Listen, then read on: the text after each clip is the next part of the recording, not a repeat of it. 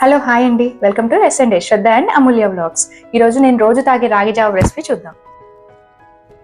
1 spoon రాగి జావ, 1 teaspoon బెల్లం పౌడర్,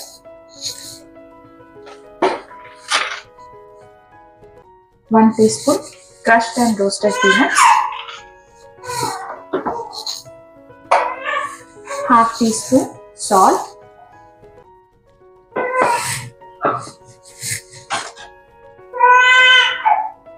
1/4 టీ స్పూన్ పెప్పర్, ఒక కప్ హాట్ వాటర్ వేసి బాగా మిక్స్ చేయాలండి. యూజువల్గా కొంతమంది రాగి జావ మిక్స్ చేయాలంటే సపరేట్ బౌల్లో ఫస్ట్ వాటర్లో మిక్స్ చేసి తర్వాత వీటిలో కలుపుకుంటారు. కానీ నేను కొంచెం హాట్ వాటర్ కలుపుతాను, సో డైరెక్ట్గా మిక్స్ చేస్తాను. నా దగ్గర కెటిల్ ఉంది, సో నేను యూజువల్లీ 65 to 70 degrees టెంపరేచర్ ఉండేటట్టు చూసుకుంటాను. ఇప్పుడు మీరు చూస్తే బాగా మిక్స్ అయిపోయింది, ఏమీ గడ్డలు లేవు. ఇప్పుడు నేను స్టవ్ ఆన్ చేసుకుంటాను. స్టవ్ మీడియం హీట్లో పెట్టండి, ఎందుకంటే మంచిగా బాయిల్ అవ్వాలి కదా.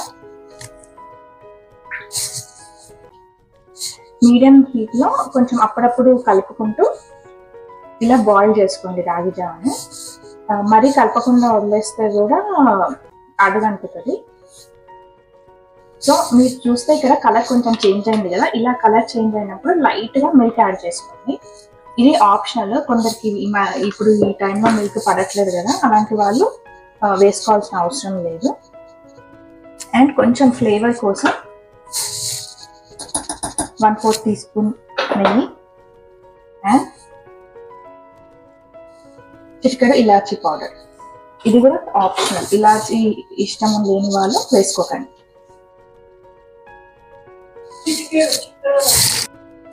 ఇలాచీ పౌడర్ వేసిన ఒక 30 సెకండ్స్కి మీరు స్టవ్ ఆఫ్ చేసుకోవచ్చు.